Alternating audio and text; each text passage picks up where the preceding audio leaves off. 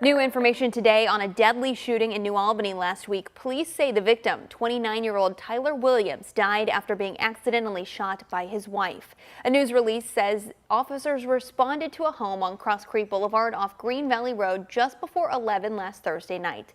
Police say Williams and his wife got into a verbal dispute with someone else and it turned physical. A gun fell to the ground and the investigation shows the victim's wife grabbed it and it accidentally fired a bullet which hit Williams in the head. Police called it a tragic accident and no charges will be filed.